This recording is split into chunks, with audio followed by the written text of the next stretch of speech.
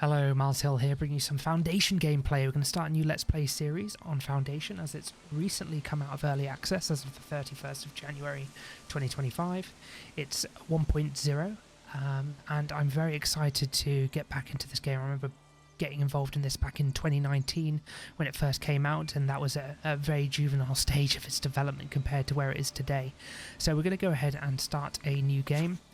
And with this, when you create or get into a new game, you have the option of customizing your map, whether that be coastal, fluvial, hills, and within there you can either randomize all the various variables that you have. So if I go ahead and just play around with this, you can see that you can play around with how much of the map is occupied by ocean, how much bays you have as well within the map, lakes, islands, cliffs, hills and slopes. I'm going to go ahead and reduce the hilliness of here, and also can we also take off the cliffs just so as that we have a bit more smoothness to the land, maybe just a little bit actually. So I'm going to continue playing with this until I'm happy with the way that this looks.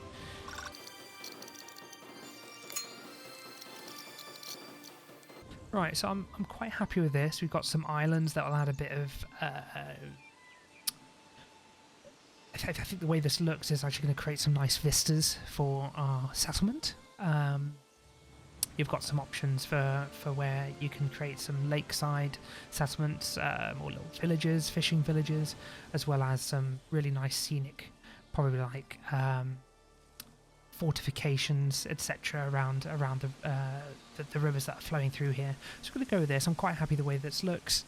If you want the map seed, here it is, 515SUCQYG0WUI.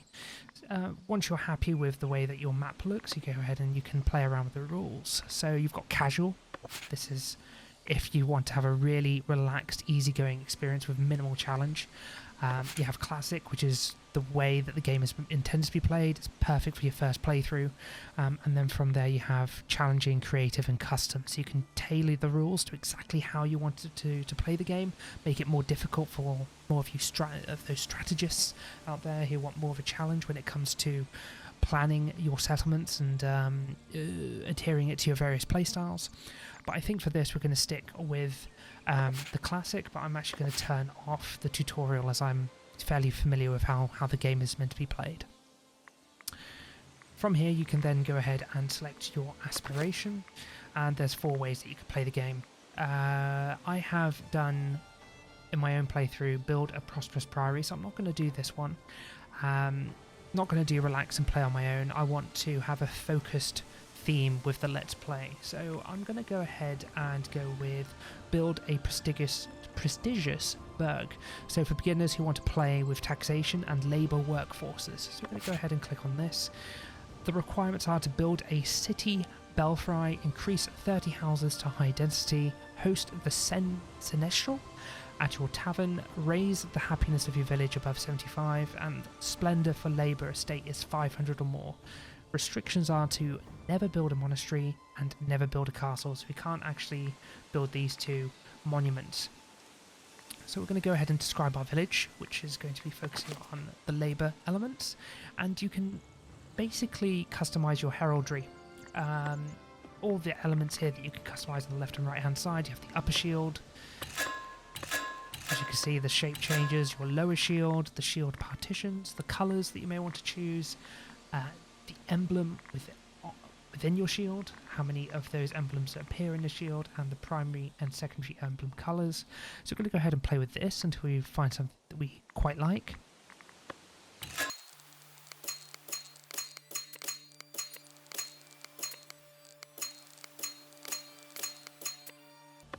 Okay, so I'm quite happy with that. The worker bee being the symbol of our settlement, as it's going to be very labour intensive, and we're going to go for Goldhaven as the name of our village, and your name and title we're going to go with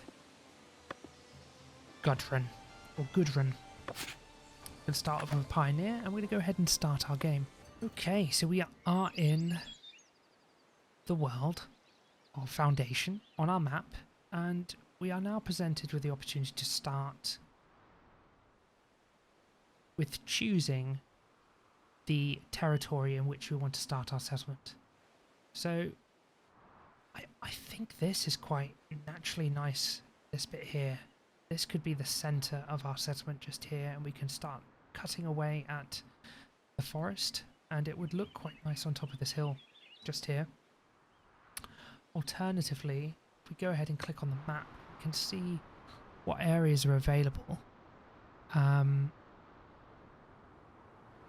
do still quite like this, but we may want to be close to an area that has easy access to mines. So if we go back, we have a look over here, it looks like this has two options for, well, we can't actually see what resources these give off, but could be iron, gold, quartz, whatever it may be, and we'll go into exactly what those are refined into.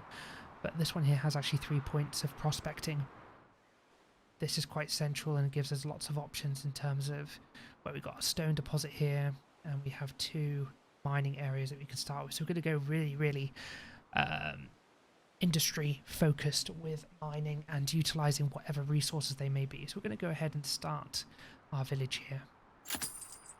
Okay, so once you've selected your territory, the first thing you need to build is your village centre. It's not too important where you set this up initially, as you can move it later on, but you generally want it to be the focal point as to where you may want to design all your residential areas around it, etc. So I'm going to keep it away from where I think my industry is going to be, so I'll make this area here heavy industry, so that we're going to collect our stone and also chop wood and turn that into lumber and carpentry boards, that kind of thing. So I'm going to put it just here, and then this will be like the city area, or the initial town residential area down here, also flowing into this area. Maybe this will be where some farms or pastures will be, but if we do go this way, we have the opportunity, I hope. Yep, there's one little fishing spot just there, so we can utilize, or 2 fishing spots, which is great. So we'll place this just there. Just going to keep an eye on where I want it, so I think here is good. And the hamlet of Goldhaven is ready to go.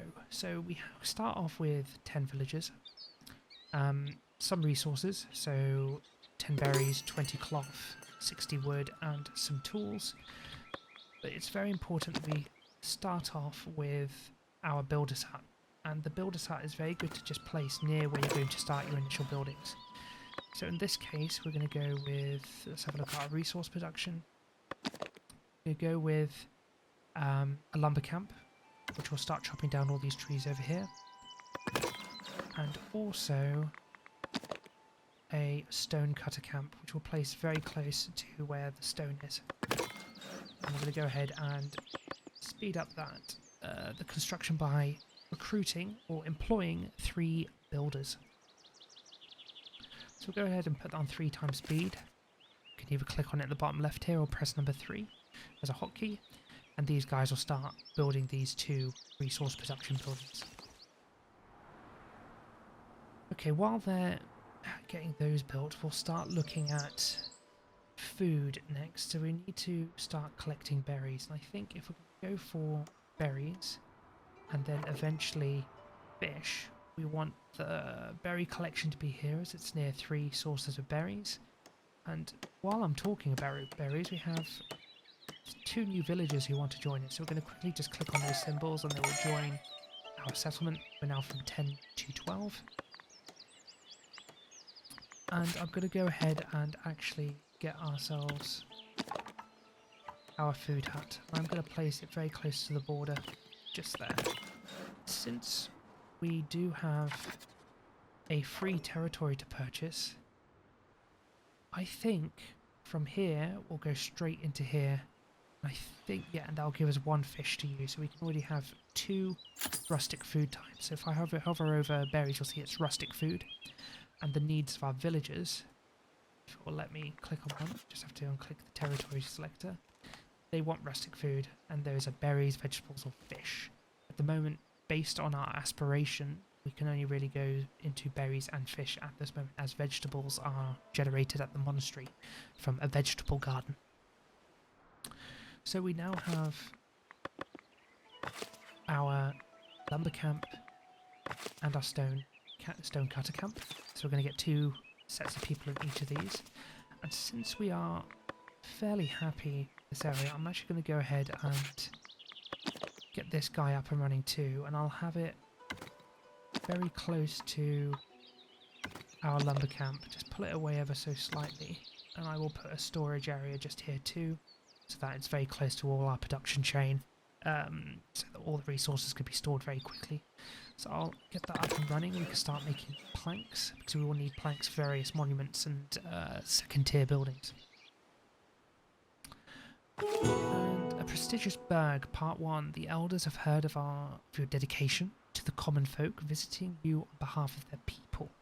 They advise you to petition the seneschal, I don't know if I'm pronouncing that correctly, I'll check after the video has gone up online, for a city charter. Becoming an independent city, they say, will grant your village the freedom to forge its own path, free from the sway of clergy and nobles alike.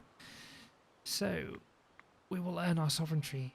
So that's building a manor house and assigning a bailiff to it, and also enacting residential taxes. So we need a great hall with a tax office and a bailiff office, and then assign bailiff to it. So we will earn our sovereignty.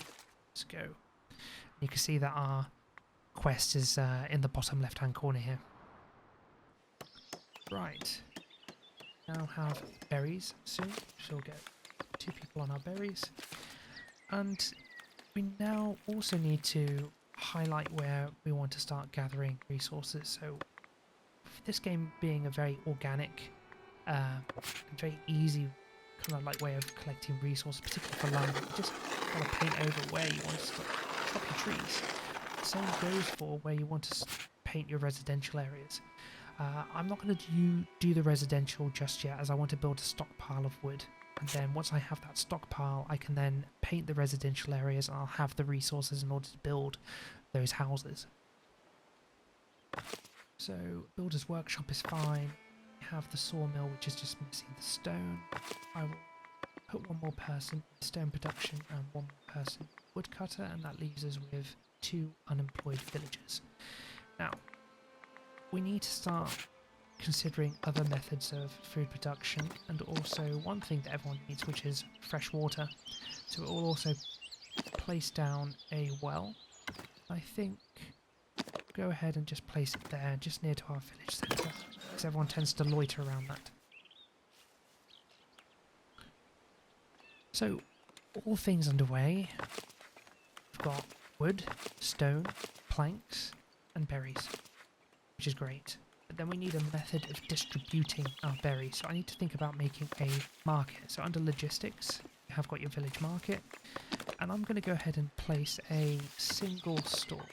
And I think I'm going to have it just off to the side. And this area here will become a market area just south of it, but we'll see.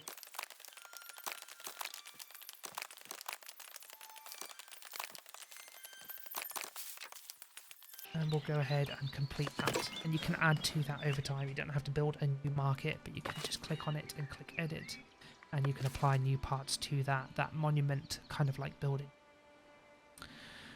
Right. Okay. So we'll get that up. And once we have a bit more wood, we'll start planning out our houses. Because in order to get immigration to play, we need people to have a little bit more happiness. As you can see, everyone is at 0. They're not particularly happy. They want water, they want refined food, they want service, housing and rustic food. So food is in play. Now have the opportunity to hire a market tender and assign berries as a resource, so we can hopefully be a bit happy on that front. And then we are going to start painting out our initial residential area. You can either do a round brush or a square brush. I'm going to go ahead with a square one.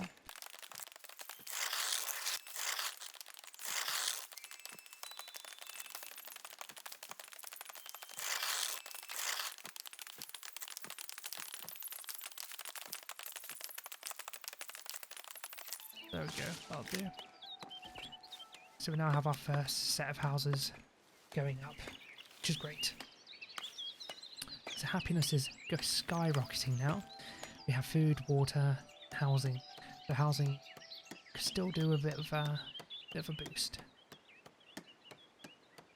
I think it's 2 people per house, so we need 6 houses. 1, 2, 3, 4. We need a bit.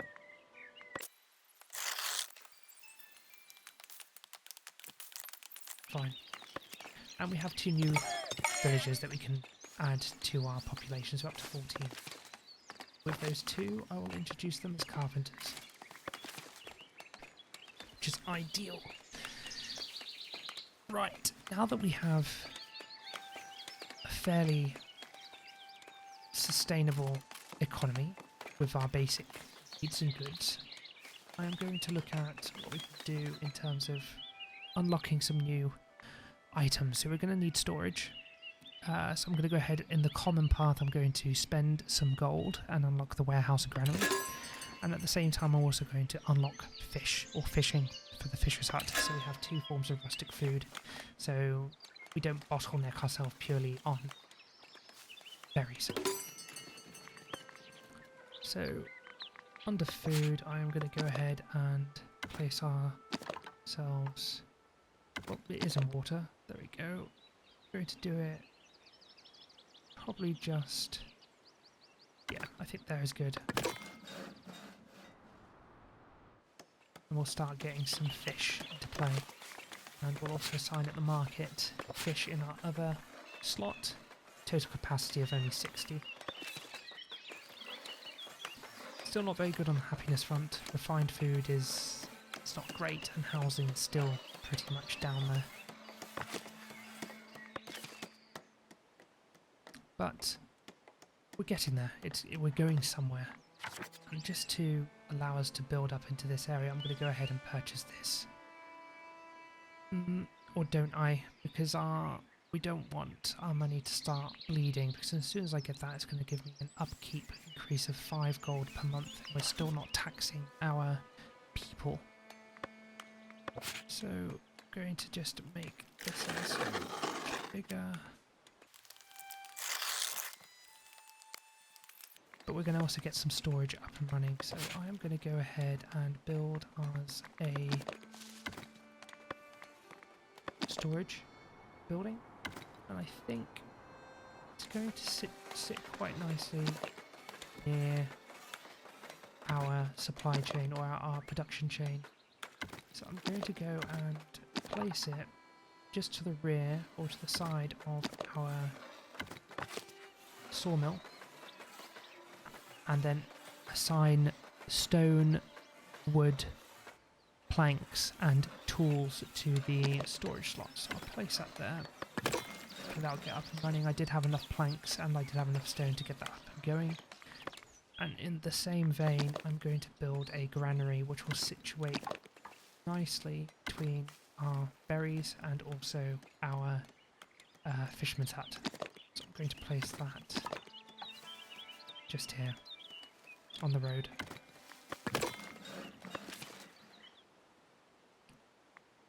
Now, in terms of management, let's just quickly have a look at our buildings and see which ones do not have any workers.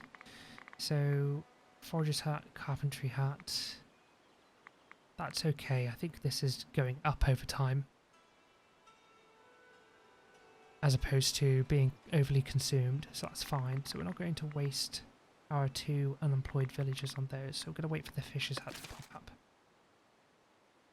Oh, and also assign someone to this market bit, because once this is up and running, which it will be, I'm also going to give it prioritization of construction. So the 3 wood is actually coming, and this will be up very shortly, which is great. Our friend Orstein is building this. Although he has no housing, he's got no refined food, and he needs some faith, he needs a service. So the fisherman's hut is up and running, and we have assigned Promicio as a fisherman. So we'll start getting some fish in, and we have a new villager.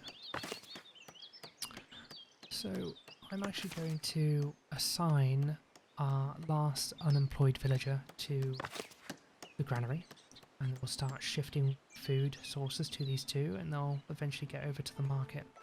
And I'll extend this market this way to be around here, just just need 2 more logs, so I'll put that as a priority.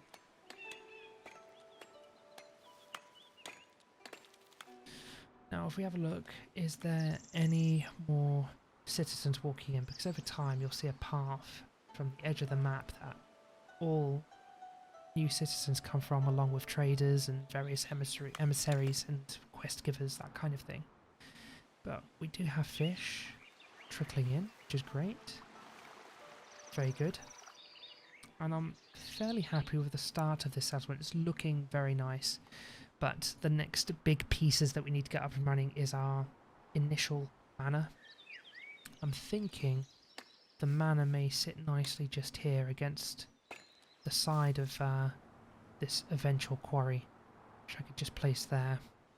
But if not the manor, I would need to get a church up and running. With the church, which will provide service, a rustic church, 8. You can see what size, so the capacity of each of these gives 24. We're at 17, so we don't even need one of those. Here, I will build the church, I think, probably just here as an initial area, and then paths can go up here. So I think it's going to be fine just there as a first building. These have got vastly different resource needs. So the thatched gate takes 8 planks and 2, whereas the humble gate only takes 2 planks and 1 tool. So I'm going to start with that. And in terms of the tower, I'm going to go with the rustic thatched steeple, which actually everything that we've put on here satisfies the room, the bell tower, and the interior access. It's an extremely basic church, but only requires 13 wood, 3 tools, and 16 planks, of which we have 14 planks, plenty of tools, and lumber is in no short order, so I'm going to go ahead and plop that down as well. And while we have our unemployed people, going to get good old Aznaro in here, and we're going to assign berries and fish. So we'll start stockpiling those 2 here, which is great. We'll put it on ×3 speed. And just have a look at... I'm going to just highlight all of this here as this all needs to go. We need to think about building a forester's hut as well, so we can replenish all our wood supply. I better do that as a priority, so I'm going to go ahead and place a forester's hut just next to the lumber camp, and I'm going to make that a priority over anything else that needs building. And I'm going to go ahead and pause the plank production. And with our unemployment, more people come, because they will notice that employment is high here, which is a big factor for immigration. Next immigration is in 3 days' time, which is great. I'm also going to assign 1 transporter to the warehouse, as our storage is full in our stone cutter, so we can start storing some stone. I'll do the same for planks and tools, and potentially wood too. Great. That's good. So we've paused the consumption of wood in our sawmill. We're going to get this forester's camp up and running, and we're going to start replenishing the forest that is no longer in existence next to our lumber camp here.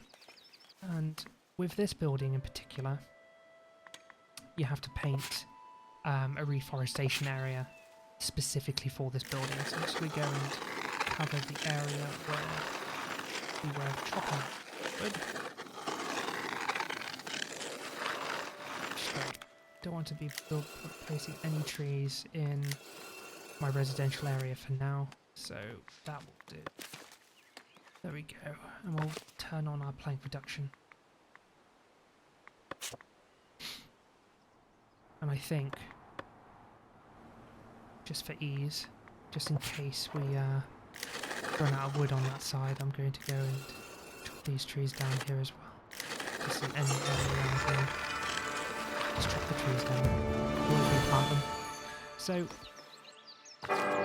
churches of the faith, words of your village's first church have reached the clergy.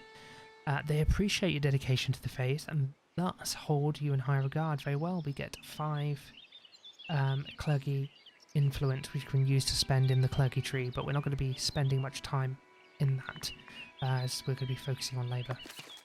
And Goldhaven is now a village, and our new ruler's title unlocked is Lord and Lady, which is great. So we should have a couple of people coming. Yep, here we go. We have one person who's coming down, and we will assign them as a priest. The little forester's camp is very busy at getting some trees up and going, and they are growing fast. We have it 3 times speed. Look at this. That is some real-time growth right there.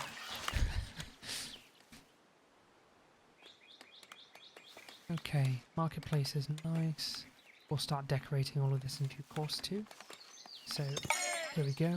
We have our new villager who's going to become our priest, and they can almost accommodate for, well, we've almost got 24 people living here. We have 20, so this can accommodate up to 24 people, which we can expand over time if we need to. It's just a very basic rustic church to start off with. Fine. So happiness is on the rise, housing is fine, it's refined food, which is the next stage, and with all of this forest, the best refined food we can probably get, as opposed to farmland, is going to be hunting wild boar. So in prosperity, we need to get our prosperity up to 10 first before we can even consider getting this butchering branch here. So produces 5 meat in exchange for 1 boar. That will cost 50 gold as well. So we need to improve prosperity, and the only way we can do that at the moment is by editing our market, and we're going to put in place a roofed stable, which I'm going to just align to the back of this house just here.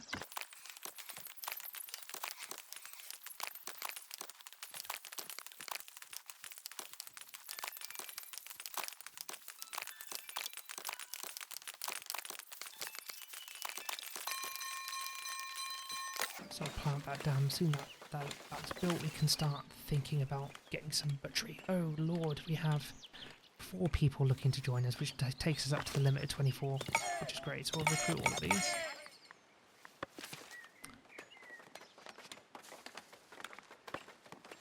So this is looking good. So we've got 2 more houses being built here. And now on -1. What is this upkeep? This is associated with the village market and the warehouse. Warehouse is not costing anything, but the market is, since I introduced those new items. So we will need to think about getting that mana up pronto. We're just waiting for these few bits here to complete. It's quite nice that you can actually turn off the UI here. You can enjoy the game in all its splendour. It is such a relaxing game. I've spent, I think, over the last week just learning the mechanics of the game and just relaxing in it. Far too many hours after work. But it's something you can just lose yourself in, decorate your towns and villages. It's incredibly relaxing, and I particularly enjoy the art style. It's borderline, I don't know, kind of like cartoony and voxely. But I think it suits the music, and everything just kind of sits side by side in terms of the look and feel, the sound. It's immersive, and this is the kind of game you want to get lost in when times are tough or work is a bit, overbearing, and life just gets a bit, well, yeah, whatever it may be. Very good game to get lost in. So anyway, I digress. We have our Splendor almost. Why has this not gone up? Are we just waiting for the 1 more piece and that will push us over? Or is it because, oh no.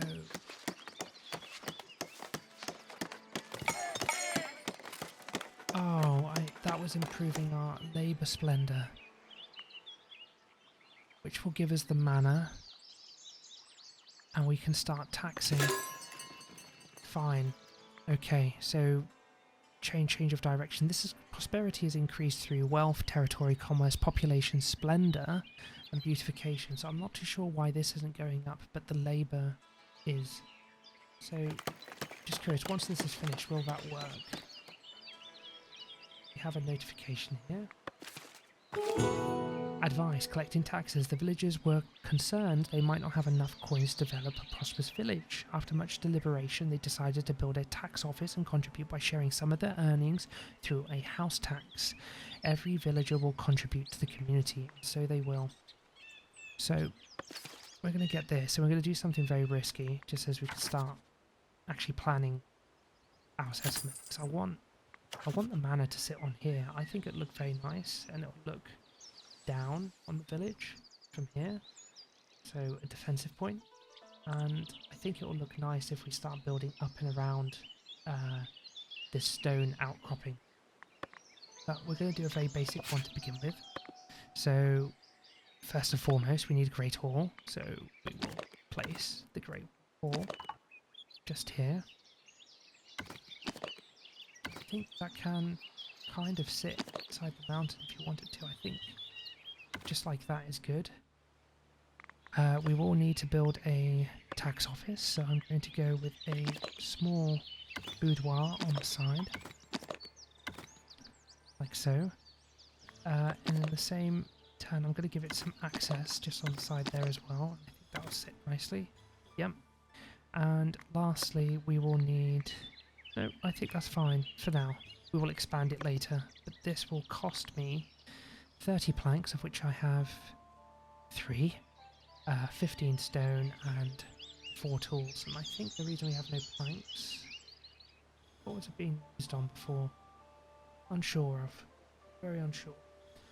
But we'll go ahead and get this up and running so we can start taxing our village.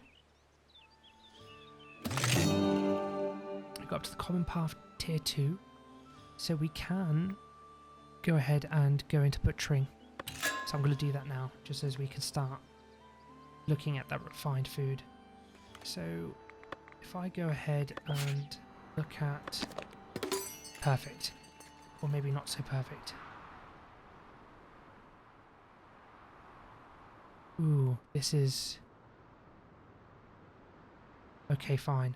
I'm going to place our hunter's hut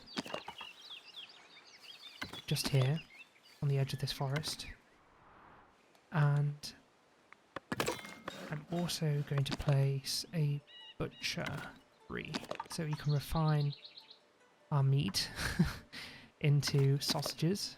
Oh, not sausages, just meat that can be consumed. So all in proximity to this granary. So those two will go up. I am actually going to move this to next to our manor because I want that to go up first, and I'm actually going to give this a priority so that we focus on building this first. So all planks should go here, as the builder's workshop is so close to the proximity of this project. Now, we have 2 things here. We have firstly levy funds. Your treasury appears to be low these days. Yes, it is, 94. As the leader of this village, you have the authority to collect funds from your villagers. However, contributions will be reluctant. Levies should only be used in urgent situations. Okay? So as they can significantly decrease your villagers' happiness over several weeks. Let's ask the villager for coins. We might do that. We'll give that a go as soon as the hall is made. And this one, meeting the elders, much respected leading men and women among the region's labourers, heard of your village and wished to make themselves useful to your people. They brought welcoming gifts, mainly tools to ease your villagers' lot, then pledged their assistance. So we get, ooh, look at that, it's 10 tools and 10 labour influence. So we'll go ahead and get that. With that 10, I don't think the upper limit is 20... Oh no, it ranges from size 50 to 50, so 50 is the max. But I can't spend this yet until I get... Or can I? I need 25 labour splendour before I can start unlocking any of this, which I will need the bailiff to utilise mandates. And I'd also like to get this tier 2 labour privilege, which will give us various privileges and estate privileges that we can set in place for our village, which will improve efficiencies and also improve taxation. So it's getting there. We're almost there. As soon as this is up, we'll be out of the coin issue. And since we have so many unemployed villagers, I'm going to start allocating them some jobs. Particularly the tax collector. Even though the building's not built, at least I can allocate a tax collector now. I'm going to put 2 more transporters on, another forager and another carpenter. So all of these are up and going, which is great.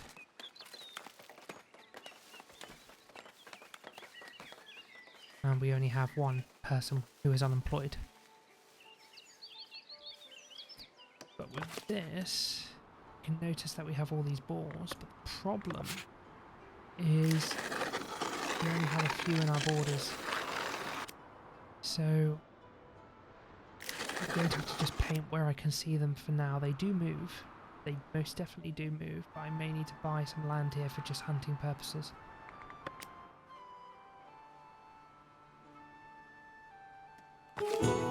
Advice: improve lumber camps. Your woodcutters can't keep up with demand. Exhausted, they plea for more villagers to help. They also suggest recruiting a forester, as it would ensure ample forests in the future. We need more wood. So we already have the forester. We need to paint a reforestation zone, which we already have. Acquire lumber camp improvement in the progression menu. So improve your lumber camp with at least 1 improvement and assign a new woodcutter. So that would be this, but that costs 50 gold. I don't need it really right now. Don't want to be so close to basically being bankrupt. That is not ideal.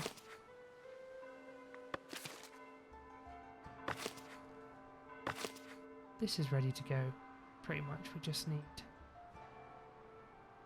this up and running, and we're only quite a bit of way in terms of planks. We need those planks coming in. But labour forces are coming in. New settlers are always coming to our lovely little village, and I'm going to start painting some more residential. Oh, gotta go and place one, I think, there, and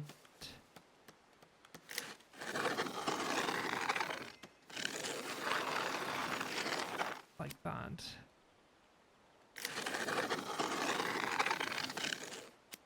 There. So we'll get some more houses going into this area too. So residential around here, residential here. And this is now up, so we do have hunters, so we can start stockpiling some meat before we get our butchery up and running. I just realised we have an iron deposit here, which we can use. And we'll start putting some boars in, and then eventually some meat. And then I will need to build part of this. Do we still have... Yes, we have 10 cloth bolts left, so we can still expand our market.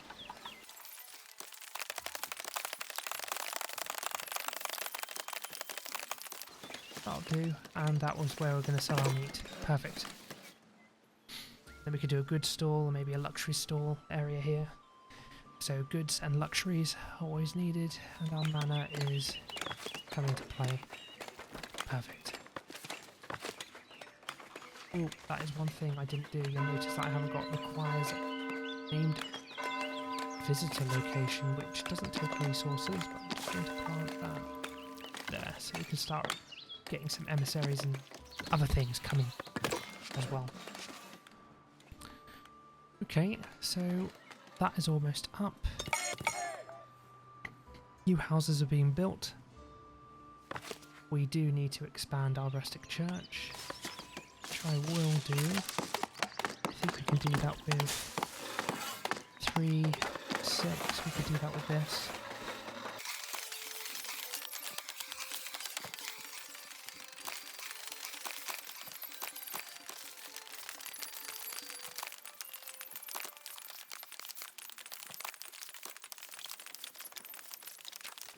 Gives another 12, and it only costs 12 planks and 6 tools. Perfect. Ooh, we have our first emissary. Message from the kingdom. I am but your humble servant. The kingdom acknowledges your hard work in establishing your settlement. And it gives me 100 gold. That is winning at life right there. Good. Very, very good indeed. So, still waiting these godforsaken planks. So I'm going to put... I've just realised what I did. I see. Okay, so there's 2 parts to this, or rather 3. If I double click it... Okay, good. It's the whole thing is prioritised. Fine. Oh, we do have a butcher's hut. Perfect. And we have 10 boars. That's at least 50. At least 50 meat. Because I think it's 1 to 5. Yeah, perfect. So that will satisfy that need. And in here, we're just waiting on the wood, I think. No resources. It's because all the wood is going to our settlers building their houses. That's fine. Very good.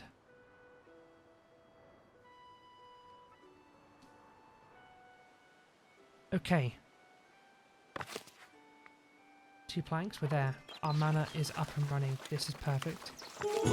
So, for tax office, first tax office up. A tax office now stands in the village, promising order and prosperity. Though some villagers might grumble, they know their coins are paying the way to a brighter, safer future for all. Very well.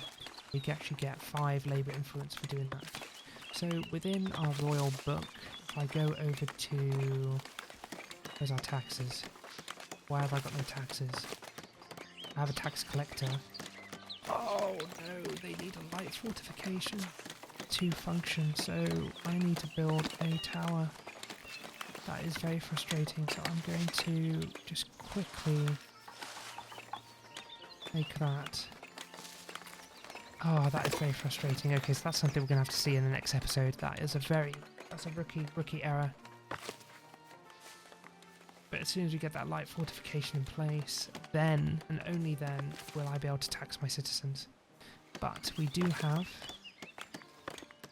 another villager on our market, and we can now sell meat. Meat is back on the menu. Perfect. And that will satisfy the refined food issue. So taking it from -20, hopefully pushing it all the way up. So we'll be at 96% happiness. Joy is great. Yep, everyone's coming here. They see sausages, steaks. They are flying off the shelves. 8 consumed. 9, 10. Yeah, everyone wants their refined food. It flew off the shelves. It's meat sale in R3. But good. Very, very good.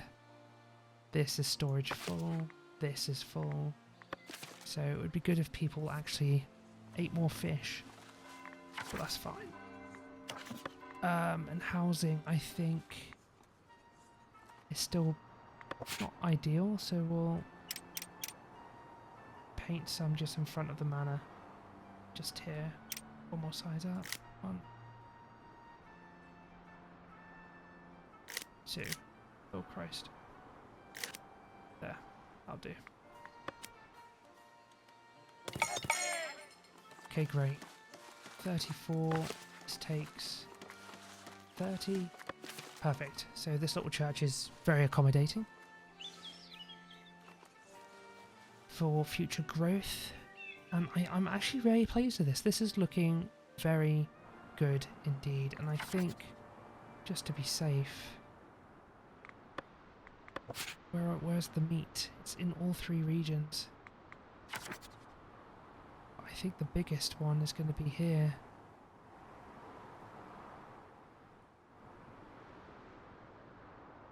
Yeah, here. So if needs be, let's just paint. Yeah, look, I've lost all my balls in here, so we're going to have to paint around down.